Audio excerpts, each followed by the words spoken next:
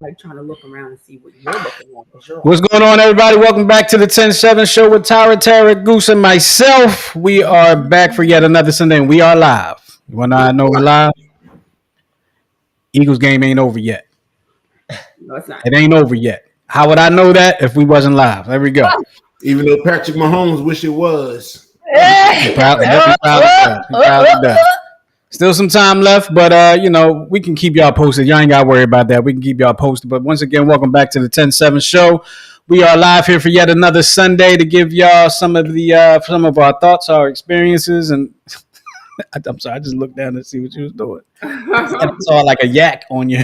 Oh, I'm getting myself prepared. I know, but it was weird to see like a llama just on that whatever it was. It was a llama. Is that what it was? So, like I always do around this time, I ask my folks how they been. So, Tara, Goose, Tyra, how y'all been? Good. We've been good. I'm tired. I'm very tired. Yeah, I've been tired too, but I've been good. Just like part of being an adult, like you just can't escape the tired. I should have listened to my mother when I was a child when she told me to take a nap. Really? I hate it. I don't like taking naps either. Me neither. When I was little, absolutely not. But now I'm a huge fan. Hi, Miguel. Yeah, I'm a fan of that. Yeah, I can't take naps now though because I won't sleep at night. What are you saying? Hi, Miguel. I can't. Like I can't take a nap. Like I have to go to sleep. A nap is just not enough for me. Like once I lay down, I have to go fully to sleep. I don't nap. That's a good nap. Like my aunt, like in the middle of the day, every day. Well, she's also retired.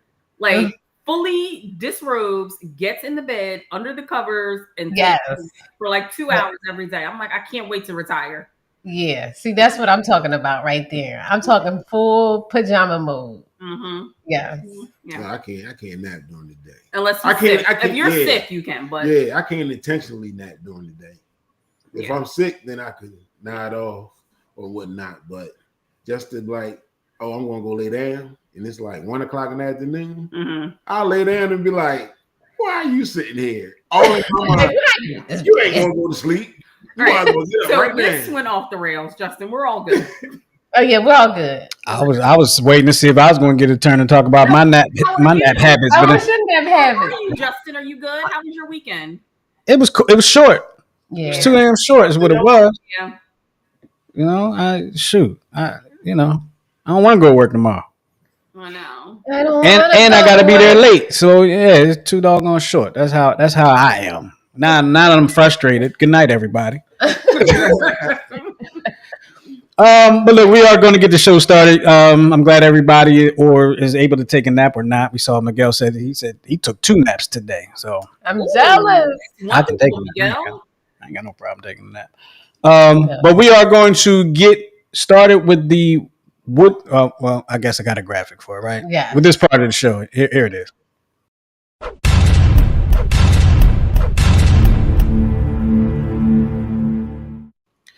Yes, it is the Would You Rather portion of the show brought to us by Tyra.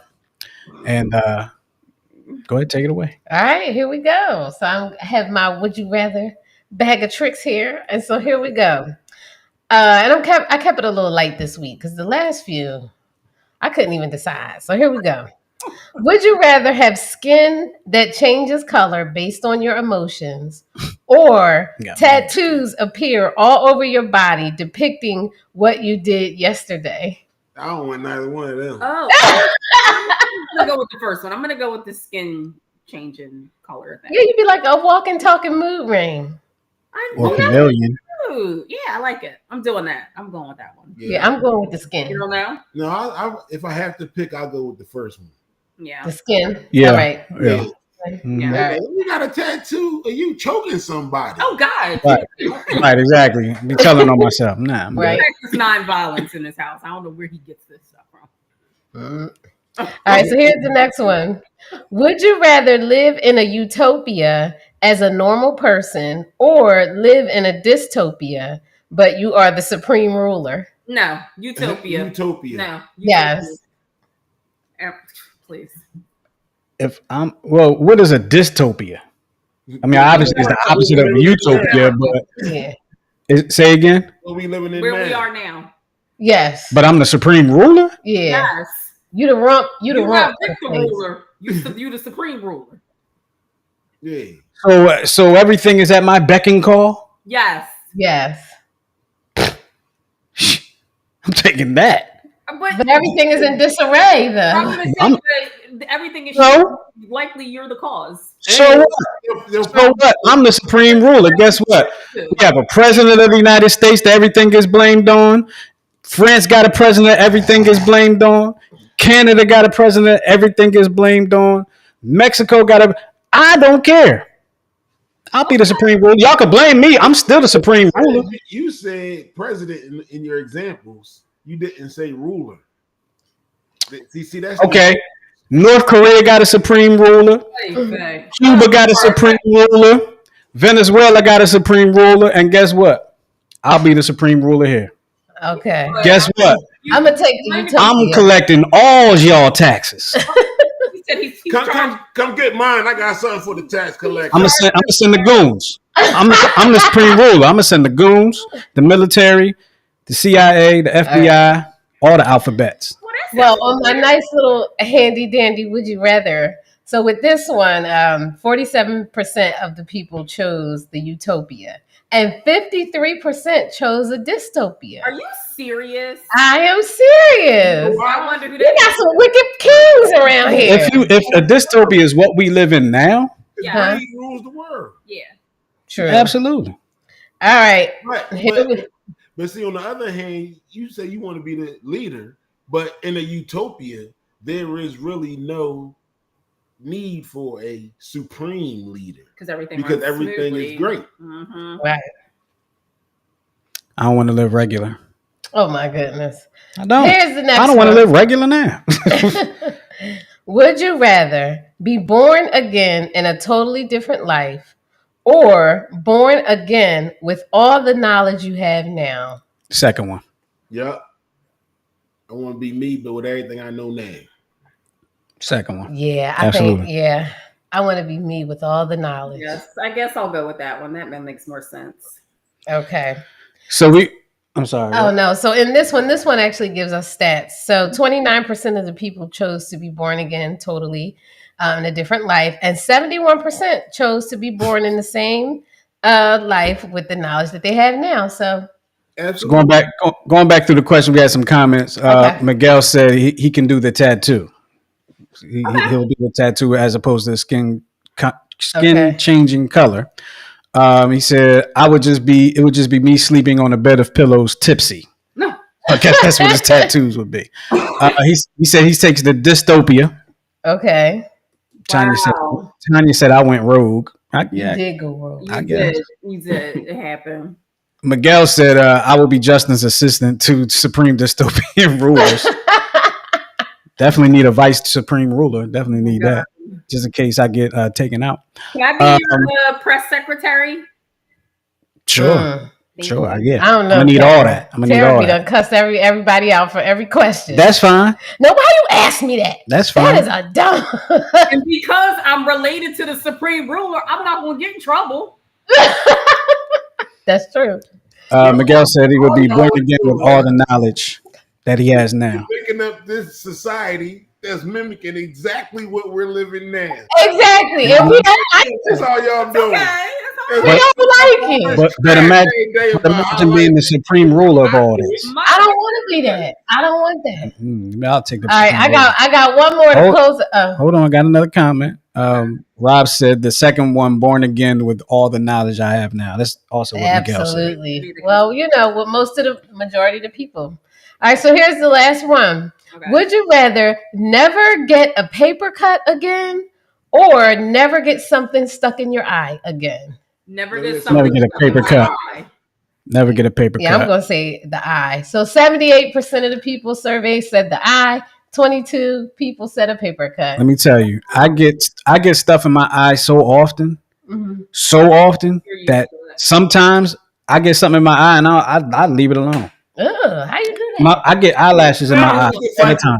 He's always been the psychopath. Wait, now he's a psychopath. I'm just saying, I get eyelashes in my eyes. I get my eyelash get my eye multiple times daily. Well, that's because you got them long lashes. I mean, I don't know, but I don't want nothing to compare it to. Okay. All right. Well, Miguel said paper cuts. Hold on now. Oh. Miguel said paper cuts are the spawn of Satan. Well, They sure are. Oh, and sometimes you don't know you have them until they burning up. Why are we still watching this? Okay. All right, everybody. Thank you for participating in the Would You Rather portion of the show. Don't hit me. Yes, I'm looking at the game. Yes, I'm going rogue. Yes, I'm looking at the game. I heard what Tanner said, and it made me look. Looking at the game. She gonna punch me in my knee. If you come across this later on, please let us know what you would rather do in the comments. Okay. Damn. Quinyon got burnt. All right, look, we're gonna go to the next portion of the show. It's the Would You Rather portion of the show. We read your letters. We give y'all our unprofessional, professional. Who got the first one? Go ahead, Goose. Go ahead. You got the first one. Justice disgusting. All right. God damn it. Dear 10-7, 10 years ago, I married a man who stepped up and took care of me and my children. He always told me he loves me. He brings me flowers, supports me financially and emotionally in many ways. And by all outward appearances, we have a good life together. But behind closed doors, I'm hurting. A man I share a bed with doesn't want to be physical with me. I'm not asking for constant passion or anything out of reach. I just want some tender physical affection, a hug, a gentle touch, the feeling of being wanted. I've asked for this in every way I know how. I've cried. I've explained how lonely I feel, but nothing changes. He says he loves me, but his actions leave me cold and alone night after night. I've even asked if we could get a dog just so I'd have some living, breathing comfort and companionship, but he shuts it down every time. Too much work, he says. Meanwhile, I lie awake, feeling like my needs and pain aren't worth the effort. It feels like he gets what he wants out of life, a peaceful home, someone to love him, and no expectations he doesn't want to meet. But what about me? Do I just spend the rest of my life crying quietly on the side of my bed, emotionally starving in a house that looks like love from the outside?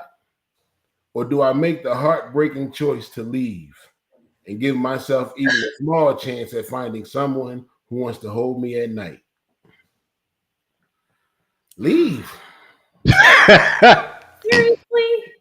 Seriously? She said leave. Like, leave. 10 years and you just like right, 10 years. She said she's asked every way she knows how.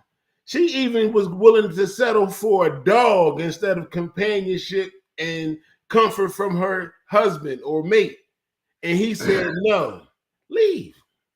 Or get a damn dog. It's your house too, and you're a full-grown adult. If you want a dog, get a dog. Like, or you could get a boyfriend. That's why I said leave. Hold on. We got one comment from Miguel. Oh my god. Oh my goodness. He said he's joking. Well, I will say one thing. He makes our show pretty lively with his comments. Yes, he does. Yes. Somebody else said leave. Does the Goose and does the letter say anything? Does it mention like how long that this has been happening? Does they've been married for 10 years. That's it. Oh, it doesn't say how long that he's been unaffectionate with her. Like, I'm wondering if there was some type of, and it's a shame. Like this letter kind of got me down, like hampered my mood, or maybe it was because Chiefs scored. But I'm wondering, like, did something change in what she was doing that turned him off to her? Like, did she stop wearing lotion and she got ashy feet and something like that, or does she have halitosis now? Like, I know it's like that's really shooting in the dark, but I'm just wondering if something really big has changed that caused him to be unattracted to her, or we always go here. Has he become attracted to somebody else and he don't want to be affectionate? I'll go ahead and take it there first because I know somebody would have at some point. I'm just wondering, that's could be the case too. We don't have enough in this letter, but I'm wondering, it doesn't sound like there was, I could be reading totally wrong into this, but it doesn't sound like there was much affection to begin with. I mean, he took care of her, he stepped up, took care of the stepchildren, brings her flowers. That's not affection. I mean, it's showing that you care about somebody. Supports me financially. Again, you're the head of the household. Emotionally in many ways, but she never really mentions that they had that much intimacy to begin with for it to have been lost. True. So I wonder if it was a marriage of convenience for him.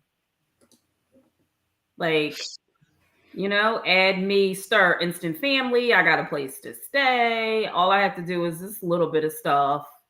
I don't know. I don't see how it could be a marriage of convenience for him when she the one with the kids that he taking care of. He's helping to take care of the kids.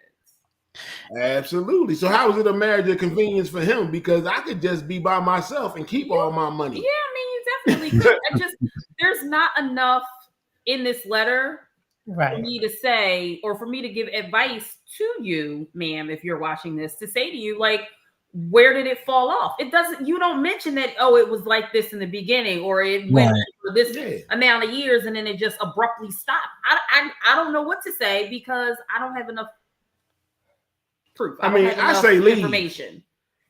And this is why I say leave. Because if you cry yourself to sleep every night on your side of the bed, you could do that with the other side of the bed empty. And I'm assuming it's maybe you don't leave. Maybe you ask him to leave. Leave, he leave. Don't be with him no more. I'm not worrying about the demographics.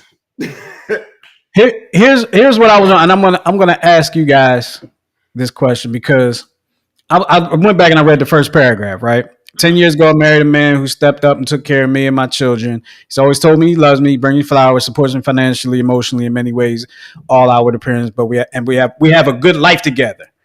But behind closed doors, I'm hurting. So, like, is this the only issue? Is the affection? That's what I kind of like it. Yeah. I mean, did you talk to him about what his love language was? Here we go. I was gonna say maybe he might be dealing with some like erectile dysfunction. Like, how old are y'all? What do he take any medication? You could share that with your spouse. Sometimes it could you should, but some people, keep it a secret because it's embarrassing. And so they just pretend like they don't want affection because they can't, perform. So it could be that. Affectionate.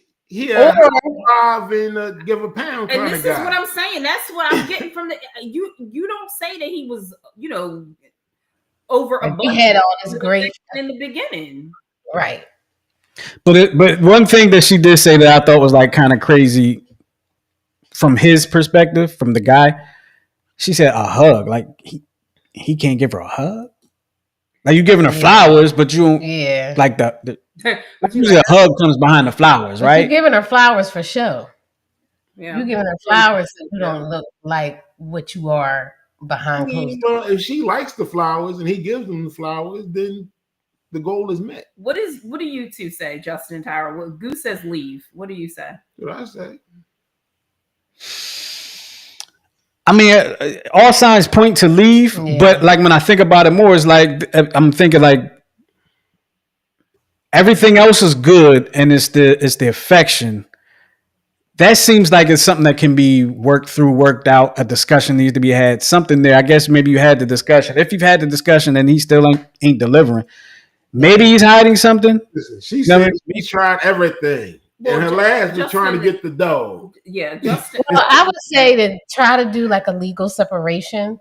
You know what I mean? So, do a legal separation first. Maybe get yourself together, give him time. Leave. Can't you do a legal separation? Like we all just separate? Yeah, you can do that. But you know what? Leaving, right? I don't want to say it would be funny. That's leaving. I don't want to say it would be funny, but it's a possibility that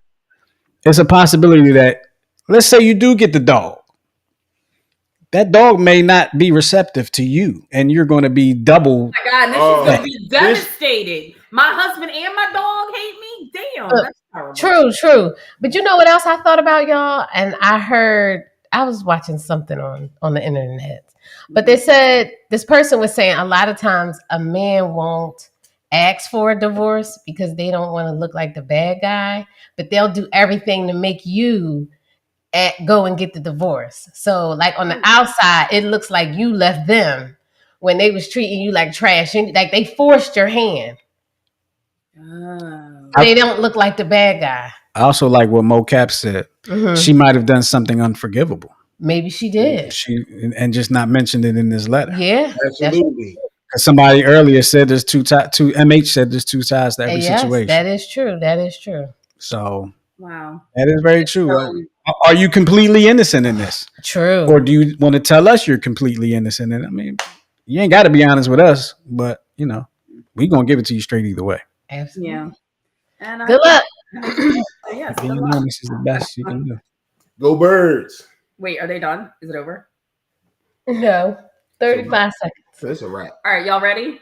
Yep, Okay. You got the second one, Tara. Who got the second one? Is it Tara or Tara?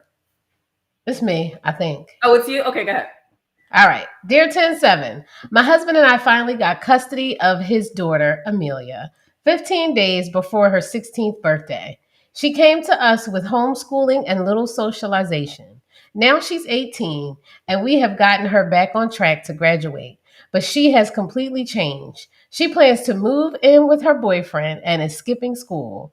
My husband feels we can't get on her case about it since we've had her for only 2 years.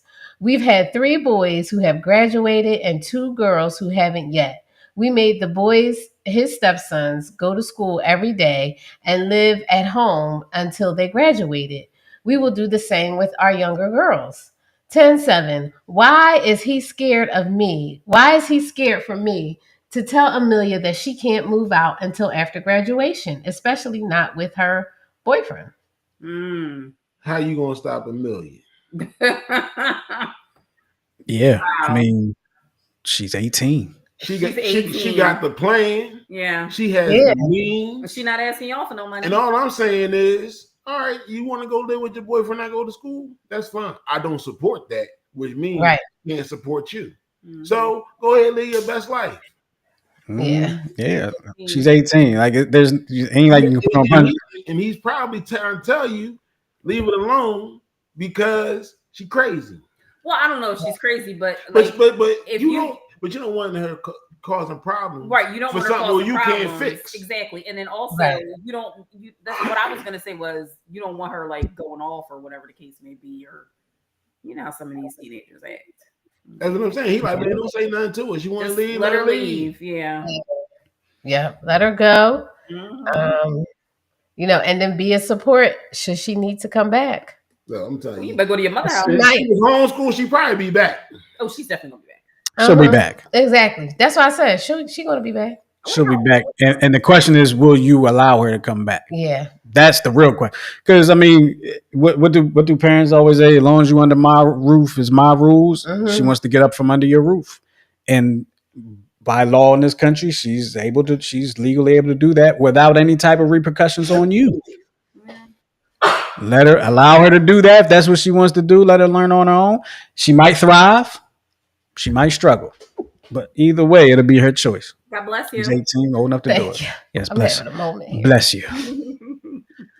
So Miguel said, I did that with my son. He made decisions that he wanted to. He lived by it. And it is what it is. You already God bless you. You poor thing. Did y'all realize it was like 3 dear 10-7s here? I haven't sneezed like all day. Yeah, I knew. Okay. Why you and I'll do the next one because that's what I was going to say before the show, that I'll do the third one. Okay. Go ahead. So, all right, well, are we done? Amalia, whatever. Yep, hold up. I said bye, Millie. Bye, Millie. Right. The doorknob picture with a good Lord split you. Exactly. All right. So we're gonna move on to the next one. You want to put those comments in before we move on? And they just keep on coming. I just put them in while we're talking. I don't know if y'all noticed. Oh no, I'm sorry, I didn't. I was running my mouth. No, I didn't put these in though. So Miguel said we did not allow our son to come back. His choices was the streets or the Navy. He joined the Navy and now has 2 kids. Nice. Well, that's a good outcome. Tanya said for sure, let her come back though. Absolutely, with Yeah, stipulation. for sure. Let her come. Yes, with stipulations. Mocap says you have to let your growth. You have to Um, let your grown kids make their own decisions. They didn't raise her, so that relationship hasn't been established for her to just obey their word. That's a good point. Yeah, Mocap. that's a really good point. yeah, that's a good point. And if that relationship had been established, she wouldn't be talking about going to move out with her boyfriend. Exactly. Mhm. Exactly. All right. Well, good luck. Like they said, good luck. All right, we're gonna move on to the next one. I'll take this one. Dear 10-7, I had my 4 children by the time I was 24. Sorry. Yeah. Sorry. That's a lot to deal with before you turn 25. That's a lot. I had my 4 children by the time I was 24. My oldest is a senior, while my others are a sophomore, 8th grader, and a 7th grader. I feel at times that I go through a grieving process more now than ever as they are getting older and time is racing by so incredibly fast. Is it normal to feel sadness and grief over your children growing up, knowing they are going to be gone in a few years? My oldest just joined the military and leaves after her final year of high school. I became a mom at such a young age that it's all I've ever known and dedicated my life to, besides being a wife and a healthcare worker. Is what I'm feeling normal? And if so, does the emotional part of it ever get easier? I pride myself on being the best I can be. I pride myself on being the best I can be as a mother and provider, and I am having a hard time, especially with my oldest, knowing that I have to let go. So with this question, I want Goose and Tara to answer this because y'all just had, well, I guess a few years ago, but y'all a few years into your son leaving to go to school and is basically establishing himself in life right now. So y'all 3 years into that, or is it 3 years? So I want to direct this to you guys and let you guys feel like I think we'll talk to. I mean, you guys could talk to about it too, but we'll talk about the leading up to because we're kind of in the leading up to that phase right now. So I know it's different for me than it is for her because for me, it's about common sense. Like all these years, we've been having the college talk. We've been having, you know, what I mean, it wasn't a college talk; it was a future talk. You did what I'm saying, and you know, in having these talks. You know your child not gonna live with you forever. You hope not, anyway. So when it's time for him to go, what's the problem? Yeah, I don't get it. That's just me. But I was like, all right, Zane, I holler at you. Yeah, I agree with Goose on that, but I will say that sometimes I do have moments of sadness, like I miss him, and I think that that's normal. But I knew when I gave him life that he would have a life to live. Like it's not my life to live. He's doing everything that a 20-year-old is supposed to be doing, right? He's in school, he's working, he's got his own apartment, he's got friends, and he's doing what we want him to do. He's smart, he's healthy, he's safe. I do have moments where I miss him and that makes me a little bit sad, but you know your children you're gonna grow up and they're gonna leave. That's what you did. Right. It's this the next normal step in life. That's what you do. So unfortunately, you're gonna have to let go. But here's the thing: they're always gonna be your children. You're always gonna be their mother. They'll check in, and hopefully one day you'll be grandma and then great grandma. You know what I mean? Like you had them young, so which means you're still relatively young. Girl, go get a hobby, find something to do, find something that makes you happy. You did a good job. Congratulations. It is time for you to live your life. We got a couple comments on this one. Tanya says, grieve is a bit much, but many women / parents feel this way. But I enjoy every stage. It's about creating new moments, traditions, and constantly building prosperity. Amen. Yep. Tanya with that. Mocap says, the worst day of my life was when my son moved out. I mourned him as if he died. Yeah. It does get better over time, and I'm so proud of him. He's doing well and making good choices. So I'm blessed. Good job, Mom. And one of the things in the letter, she had her kids, 4 children by the time she was 24. So we don't know what age her first one, but senior in high school, so you figure she kind of grew up 18. with her kids. Yeah, right. She kind of grew up with them. I know people that have their children young tend to like have that feeling of growing up with their kids. And I guess in a sense, like you guys didn't have your child young. You didn't have your child young. I was young. I mean, you were young, but you wasn't young as her. She had 4 by the time she was 24. No. So No, I'm not putting that. Not a bad thing. I don't know what the situation was, but no. But I know people that have had children young, and it's a little harder for them sometimes to have that separation because they almost see their kids as their friend, and I'll just say their broke best friend, right? Yeah. Because they care for them and all like that, and then all of a sudden now parents sometimes feel like, oh, my kid doesn't even need me anymore. And I'm going to say this. I need you. I'm going to say this to every parent that might be listening. We always need y'all, right? We all forever. Yeah, forever. Yeah, forever. Even if it's just for a gravy recipe, we're always going to need y'all. But understand that the children grow up, they live their own lives, they have to walk their own path, and allow them to do that. That's right. Yeah, it's just a different level of need.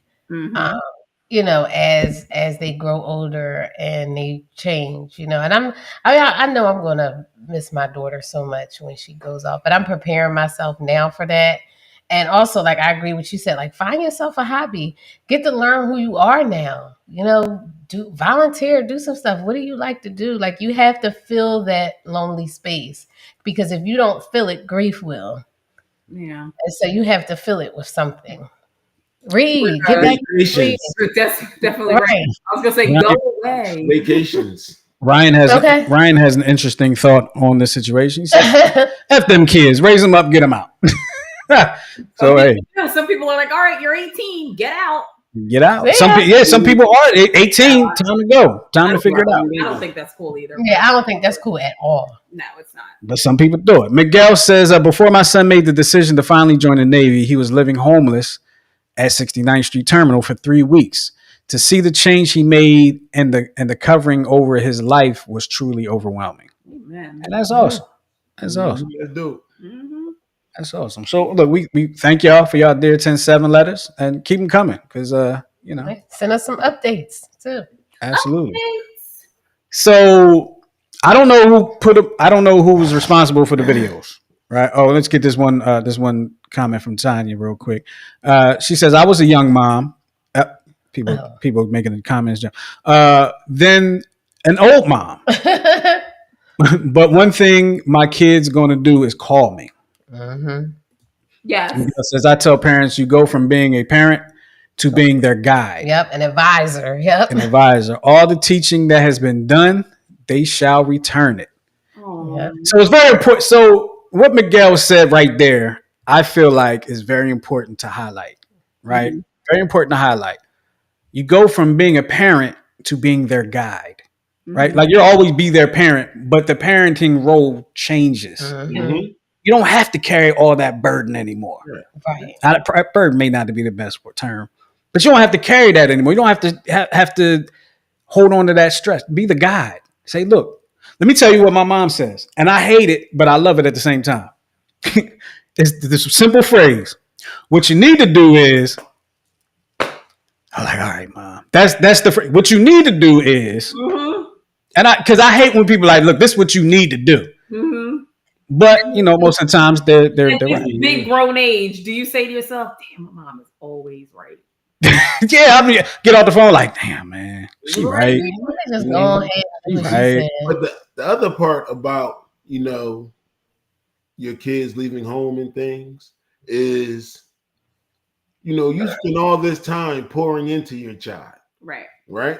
Trying to make them a decent human being. Right. Trying to give them the skills that they need to survive this cruel world. Let them go out and show what they learn. Yep. If they're always with you, how they going to sharpen their sword? Yeah, exactly. That's right. Exactly. That's right. I think as a parent, though, you want to, your instinct is to shield your child from anything that could go wrong. You don't want them to hurt. You don't want them to go through anything. But we don't have no control over that, and they're going to go through things. But what we do have control over is what we teach them and how we show them through the way we live, how to be well-rounded, functional adults. Right. Barnes Boy said the 3 parental phases: caretaker, cop, counselor. Cop. I say it depends on your kid. Yeah. I never had to be a cop.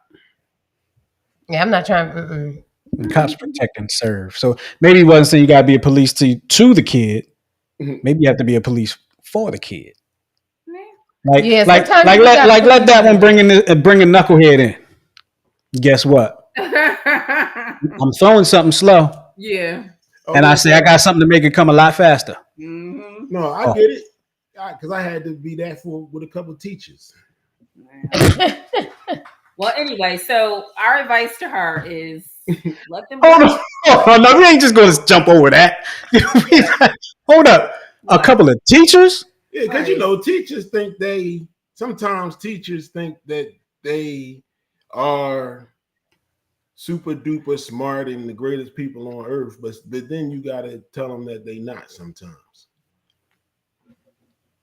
I ain't disagreeing.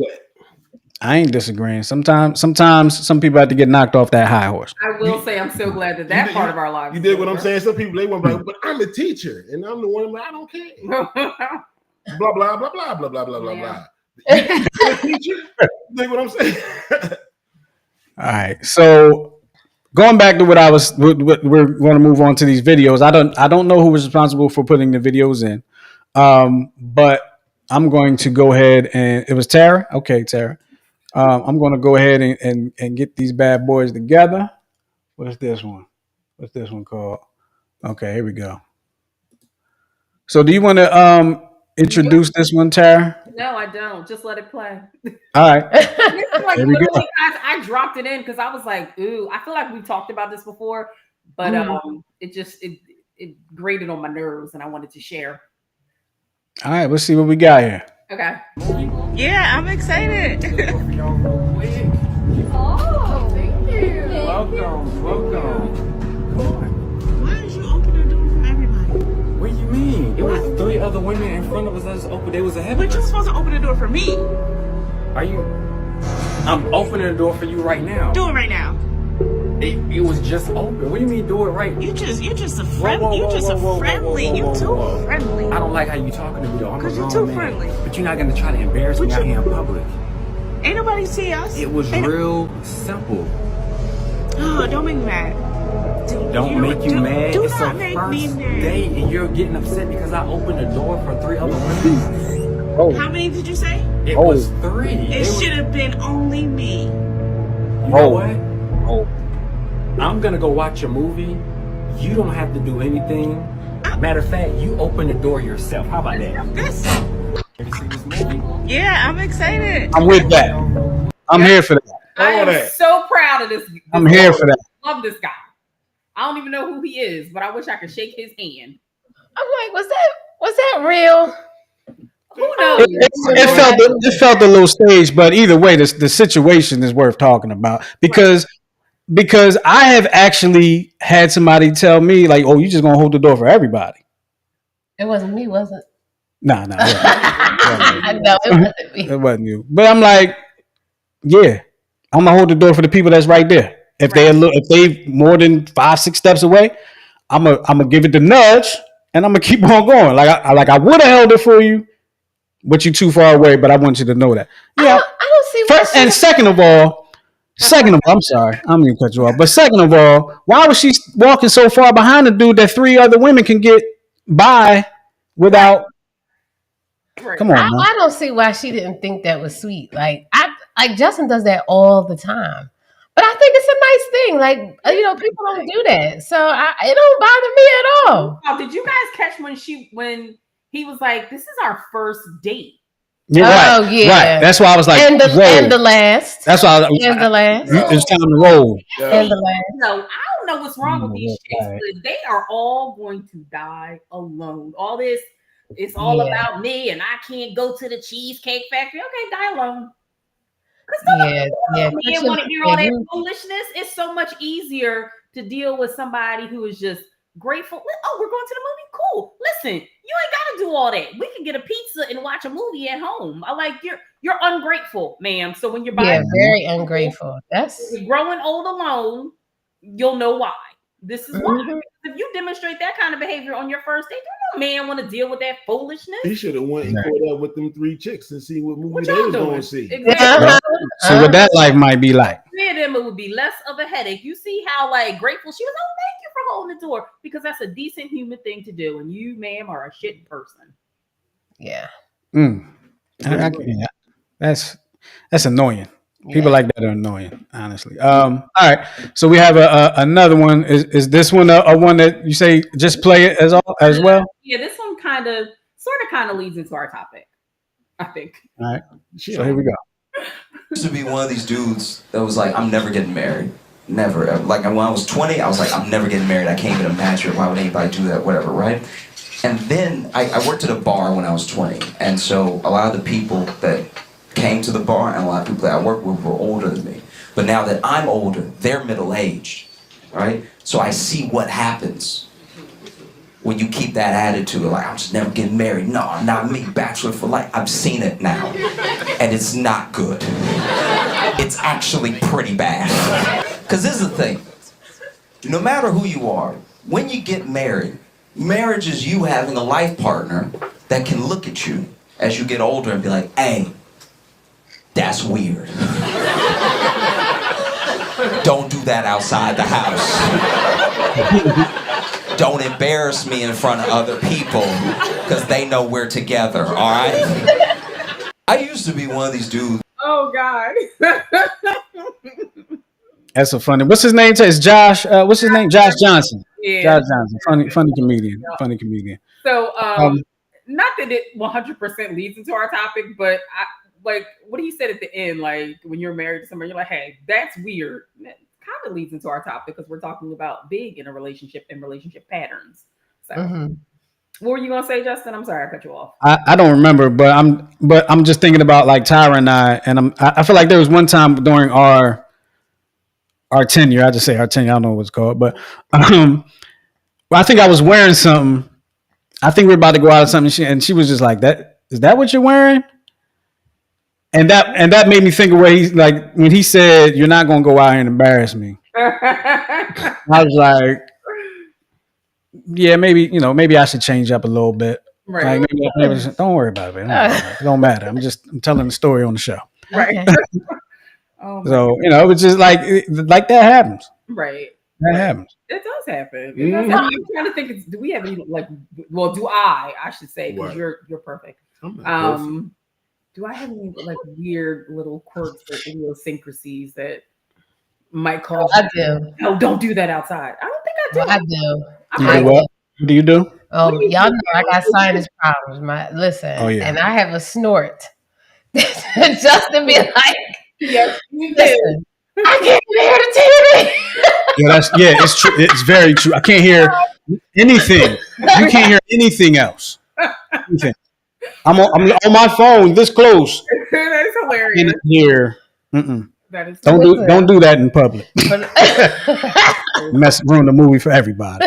Don't do that in public. I don't have anything, do I? Do I have anything that's like quasi embarrassing? Like go in public? Nah. Well, he ain't gonna tell you right now. He might tell you later. Well, I mean, I'm asking. Yeah, if you think of it later, you can talk. He ain't gonna tell you right now. But that first video, we had a couple of comments from the first video. Tanya said, listen, the next thing I know, it would have been a door between me and my husband. I would have just been standing on the curb. Yeah. And Barnes Boy said it ain't easy. It's not easy being a gentleman these days. That's so unfortunate. That's really disheartening to hear that. My advice for these young men is walk away at the first sign of bad behavior like that, especially like that. Yeah. I don't care how she look. Don't get caught up in that. Oh, we get caught up in that all the time. All the time. Bless you. Yeah, we get caught up in that all the time. Bless. Honey, bless you. I'm sorry. Mute me for a second. I'm still gonna come through my mic, but go ahead. Yeah, I can still hear that. I know. So it's all good. Oh my! You two are hilarious. You need your own show. We have one. It's this one. We do it with you. But like you said, Tara, brings us into our topic, and I'll let you introduce the topic. So our topic is balancing familiarity and curiosity in relationships. And the information that I found, which I threw together for us, is understanding your partners deeply builds connection and trust. But sometimes over familiarity can create blind spots or strains. So we're going to go through the 4 ways this dynamic can unfold and tips to keep the bond thriving. The first one we're going to look at is seeing patterns instead of a person. Y'all ready? Mm-hmm. I knew you was going to do that. Wait, somebody said there's another comment up there. I put it in already. Oh, okay. That's seeing the pattern instead of a person. What? When they be like, I knew you was going to do that. Oh, like because you knew she was going to sneeze. No, in general, you know how people say that. Oh, I'm sorry. I'm sorry. Like I'm not even high, and I don't know what's happening. Okay, so seeing patterns instead of a person. Oh, yeah. When we know our partner well, it's easy to focus on predictable habits rather than appreciating their individuality and growth. Do you guys agree with that? I don't know if Tyra agrees with it. You two are having so much. Y'all having way more fun at your house than we are over here. What is going on? Listen, okay, my allergies just decided to say hello. That's all. Oh, did you take something today? No, I've been fine for the last 2 weeks, so I don't know what's going on. There's something in that room, Justin. What you got going on down there? You plugged in some potpourri or something? Nah, actually didn't this time. That's usually my claim to fame. I made something smell good down here. Something to set you clean off, Tyra. I know. All right. So Tara, go through that again and ask the question again, real quick, or just ask the question again. Well, okay. So what I was saying was the introduction to this first one, seeing patterns instead of a person, is when we're too familiar with our partner, we focus on their predictable habits instead of appreciating their individuality and growth. So I said, do you guys recognize that in your relationship? Do you see that in your relationship? I see growth in certain areas. It's funny. Like, do you see patterns instead of? Yeah, I see patterns. Well, patterns. So if you say pattern, it's kind of like what Goose said earlier. Like I knew you were going to say that. Like I kind of can predict how Tyra will react to some things, or how she may receive some things, or what she may do in some such situations. Is it pattern or personality? I'm not sure. Like, is there a difference? Yeah. I'm trying to think of something that Goose does or that I do that, or maybe you can answer this. Is there something that I do? What you lived with me for 30 years? Is there something that I do that you're like, oh, I knew? Because I know there are, because you said that you've played out scenarios in your head. Like you've had conversations that we haven't even had yet in your head because you know what I'm going to say. That's recognizing a pattern. That's what that is. I'm just trying to think of an example and I can't. I think the problem comes when you harp on the pattern and forget the personhood. I think that's what they're trying to say here. Like, because we all have patterns, good patterns and not so good patterns, and patterns that could use some adjusting. But when you constantly harping on the pattern, especially if it's a pattern that you don't necessarily care for, that's where that familiarity comes in. So what they're saying is like practicing, like observing, like noticing, like, oh, you know what I mean? I see you did this. That's what's up. Like when they do something outside of the pattern, like it's better to praise them for doing something outside of the pattern to help change the pattern, especially if it's a pattern you don't like, than to harp on the patterns. You still have to they're still a person, because some of the patterns we can't help. Some of the patterns were ingrained in us. Right. We was raised that way. And it's hard to like get rid of things that you was like raised to do. Like for instance, I'll say like we had like an old electrical system in our house, right, when I was growing up. So we would always have to like if we was doing laundry, like I would never turn the microwave on because it was short. You know what I mean? So now, even though I have I don't have no type of electrical system, even now when I'm doing laundry, years later, I'm like, let me not put nothing in the microwave. Let me not do this. Like it's so ingrained in my brain. PTSD. You think it's PTSD? Yeah. Yes. Yeah. Okay, maybe it is, but it's PTSD. It's a habit. Right, it's a pattern that I've developed from some way. Yeah. Yeah. So, do you think, Justin, that noticing patterns in your partner's behavior, do you think that can strengthen a relationship, or might it cause problems in the relationship? So I kind of think it depends on what the pattern is, right? Like she was saying that, good patterns and bad patterns, basically. And the bad patterns, I don't think will strengthen the relationship if it's not addressed. The good patterns can strengthen the relationship because things are good, or you're doing good things, and that's pleasing to the partner. Right. You know what I mean? I think it depends on what the pattern. Oh, go ahead. Yeah, so I think it depends on the pattern, and I think it depends on how it's approached. You dig what I'm saying? Because if it's if you approach it from a view of constructive criticism, like you see what happened this time, you've done it this way the last 3 times. Why don't we try and do it a different way next time? Instead of, see, you fucked it up 3 times already. Right. It's about your approach. Right. To addressing the pattern. Yeah. Yep. That's absolutely. I love and that. as you grow in your marriage, you'll learn how to address certain patterns. Like you'll learn, you know what I mean? How to address them in a respectful way. So what I learned was to always ask Goose before I do anything. That's what I learned. Why you learn that? I'm serious. Because you know how to do everything. You figure out how to do a lot of things. Which is why I come to you before I do most things. Unless it's shopping. And then I It's a little different when it comes to shopping, huh? Yeah. I don't need any help with that. But most everything else, I'm like, well, let me run this by him before I break it. So All right. All right, Tyra, you want to take the next one? Absolutely. Here we go. Number 2, assumptions replacing conversations. That's a good one. Assuming you know what your partner thinks or feels can stifle genuine dialogue and leave them feeling unseen. Tip, approach interactions with curiosity, asking thoughtful questions instead of relying on assumptions. Discussion question. Have you ever met? Sorry, my bad. Yeah, those are new. Exit stage left. Don't leave.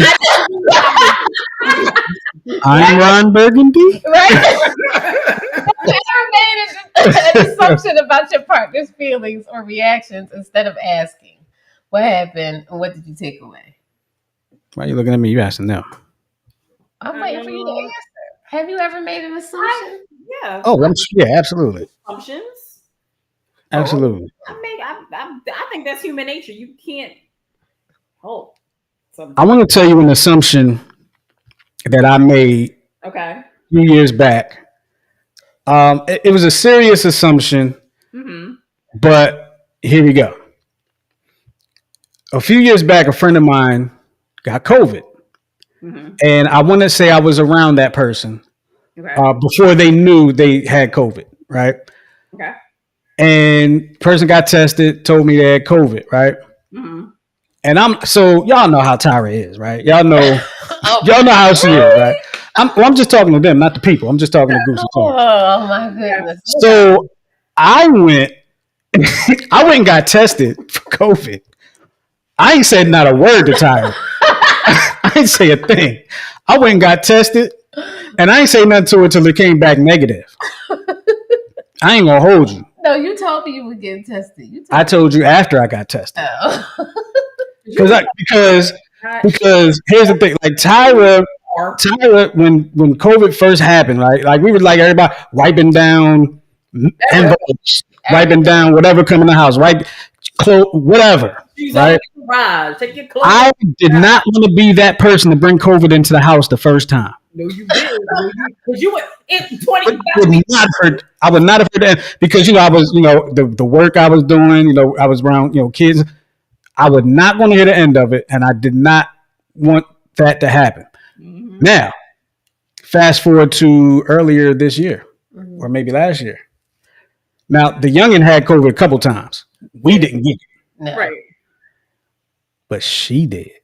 Oh, I remember that. It took me 3 years to get it, and gave it to me. And let me tell you. Now, that was an assumption I had. That Tyra was just going to I was working on. That was my assumption. Yeah. That's why I didn't say anything.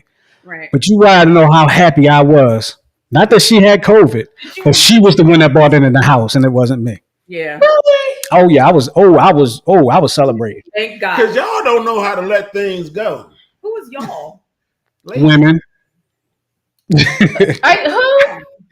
Ladies in general. That's not true. 2 years now, like remember you got everybody in the house sick, Justin. Right. I told you not to go around. I told you shouldn't be around. Now you done bought COVID now. That was my assumption of what was going to happen. And I told you right away. Wearing your mask. With your hand sanitizer. Every time make sure you have your mask on. When you wearing your mask, you better have that mask on. That was my assumption. That was my assumption of what happened. No, because during the whole 6 feet thing, I went to pick him up, right? Now, this was right in the thickety thick, okay? I goes to pick him up from practice, and he this close to somebody with no mask, just talking. Oh, no. You ain't getting in my car, outbreak monkey. They was part of y'all bubble. You ain't know. No, that extended bubble. I don't even know what she's talking about there, to be honest with you. It is 1,000 because he might have been talking to you, Miguel. I was like, no, he wasn't talking to you. it's true. I might have been. That was perfect. That was the perfect response. Yeah. Conversation going to that question. So thank you. Absolutely. Yeah. So let me answer the second part of that question. Uh-huh. What happened and what did I take? I told you what happened. What did I take from it? You were gloating. Oh yeah, I was gloating on the inside. Yeah, I was. Man, y'all don't know how happy I was that it was her and not me. Y'all have no idea. And I didn't even say nothing about it. Wow. I didn't say nothing about it because I didn't want her to feel bad about it. Well, now I feel real bad. Thanks. No, you shouldn't because we're both good now. No. But yeah, what did I take away from it is what I did take away from it is when I did tell her and she was like, well, why didn't you tell me? I just explained to the world why I didn't tell her. But I know now, 5 years later, that I should have said something to her, and it's not going to be an end of the world if I do say something to her. Because he made an assumption about how he thought I would react. I did. I mean, because based off of your job and in some situations, an assumption can also be called an hypothesis. Mm-hmm. Because most people that know Tyra knows how she would have reacted. You're right. It can be a hypothesis, but it has to be tested in order to be proven true. And we ain't get that far, so it was all right. So we ain't going there. Now, if we dig enough, we can find enough to bring to prove it true. Well, that's what they said. Right. Absolutely. All right. So who's got number 3? Is that me? I'll take it. Goose said he okay. Or unless you want to take it, Justin, it's up to you. I mean, it doesn't matter. I'll read it since I had my everything fixed to read it. So here we go. Rigid or unrealistic expectations. Fixed ideas about how your partner should behave can lead to disappointment and hinder growth. So here's a tip. Focus on who they are now, celebrating individuality and embracing change. So let's think about this. How have your expectations in relationship changed over time?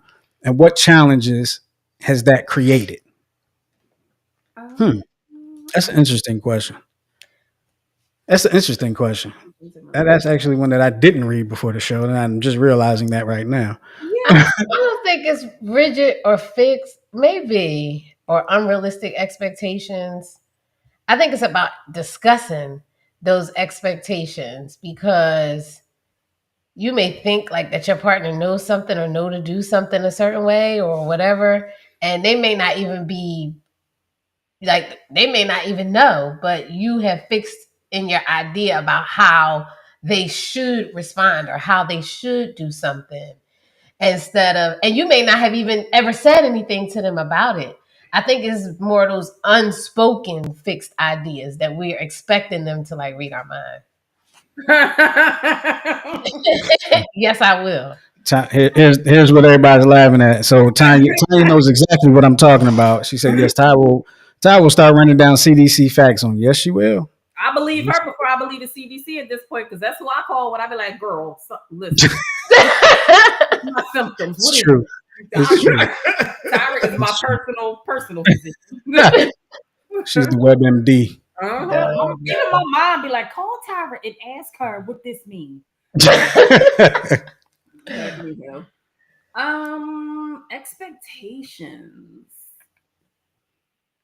That's so damn hard for me. My brain is not good anymore. So I know for me, like as time goes on, I'm not going to say I have less expectations. I just don't expect anything. Yeah, don't expect at all. Don't put them real high. Oh, dang! Is it? Yeah, just don't expect at all. Am I that? No. I mean, I'm just because this is the thing. the way you delivered it, though. That's delivery. No. But I get what you're saying. Just don't expect anything. Yeah, and it's not that you don't do. It's more of a self-defense mechanism. You gotta explain that a little bit more. And it's not just with you; it's with everybody in the world. Okay, because I was like, "Dang, what did I do? What did I not do?" All right. Well, that's so I'll say something about Tyra. Like sometimes I feel like Tyra puts a lot of pressure on herself to meet certain expectations that I may not have. I don't, like Goose said, I don't really have expectations. My only expectation for Tyra is to continue to respect yourself and respect us. That's really my only expectation. Outside of that, like I don't need to have a hot meal every day. I don't need to have, what I don't expect that. It's and by not expecting that, and let's say she makes a plate for dinner, I come home and by not expecting that, when I have it, I'm more appreciative of it. Because I wasn't expecting it. Now, if I expected it and it never happened, that would be disappointing. But I don't have that expectation because I don't want to put that on her. You're saying because you and Goose say the exact same thing. He always says to me, "You don't have to worry about me when it comes to food." Yeah, something in me that wants to feed him. I want to feed my husband. I want to feed my child. There's something in me that's conditioning. It's conditioning. Is it conditioning? I don't know. Yes, absolutely. That's what I'm supposed to do. But I get it. But this is the thing. Who told you you're supposed to do that? Nobody told me.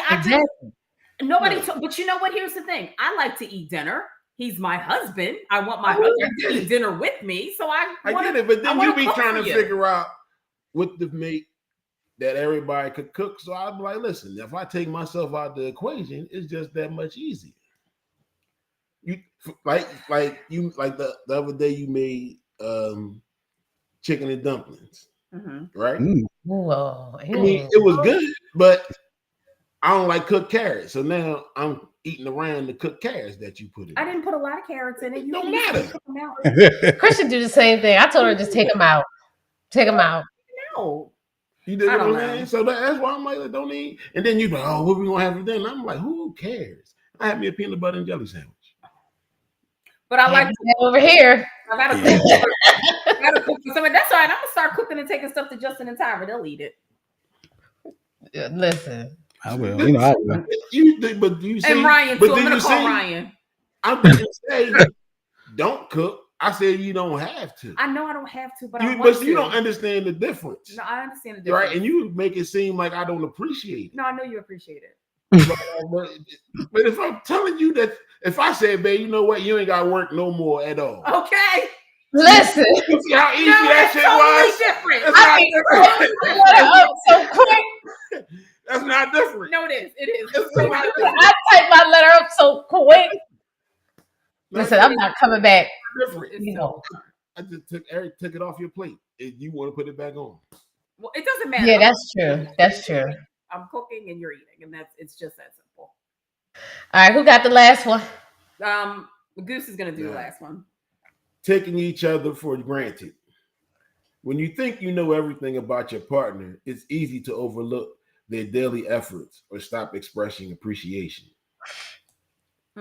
Regularly notice and thank your partner for both small and big things. Okay, I can do that.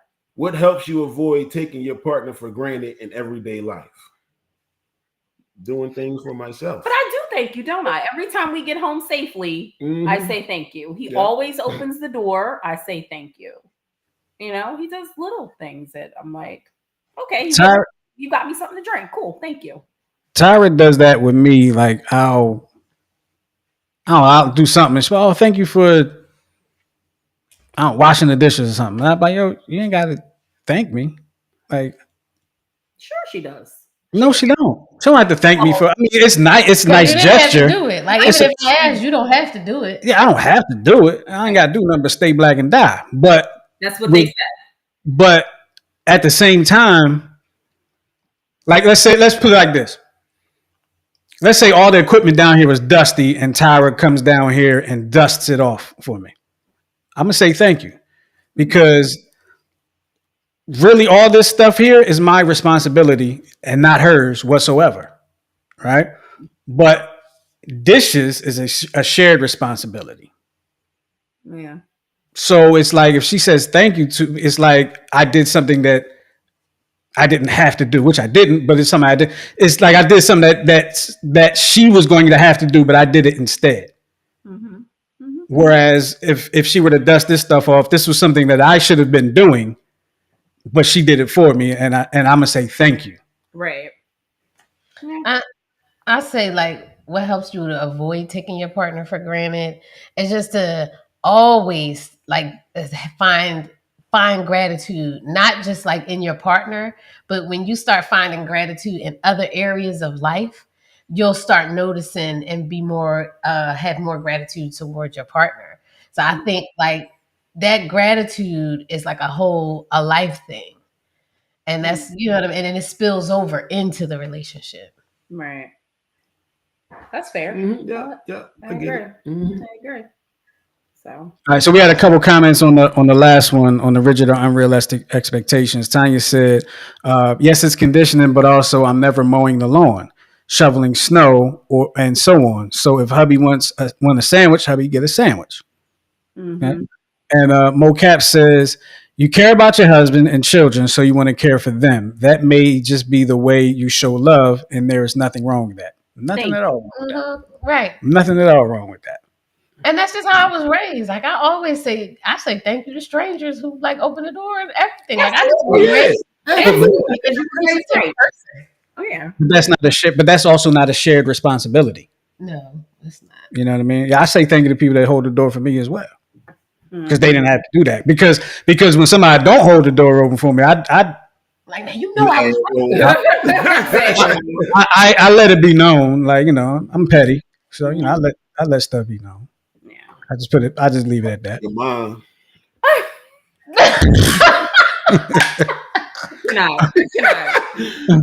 Like I walk in the store behind, like, damn, that door is heavy, huh? And I'll just be loud, you know, I'll just do dumb stuff like that. Oh my goodness. Like, ooh, your hand slipped right off that door, didn't it?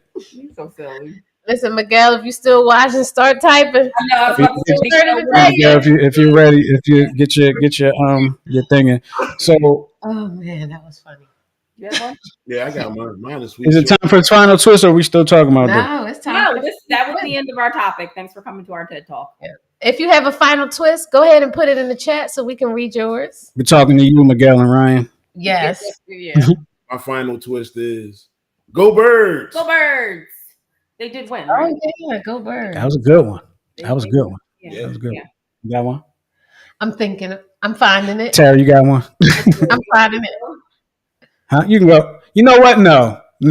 I don't want you. I'm going to go first because following you with the final twist is either go funny and then I come up with something deep and just spoil the mood, or you come up with something deep and then I come up with something stupid and spoil the mood. So I'm going to go first. Yeah, you go first. And I'm going to let you do what you do. All right. So here we go. This is going to go on my TikTok page, so make sure y'all go check me out on TikTok after this and follow and all that stuff. What is coming is better than what is gone. Ooh, yeah. How you know I it feel ain't sick. here yet? What is yeah. What's that? So how you know it ain't got here yet?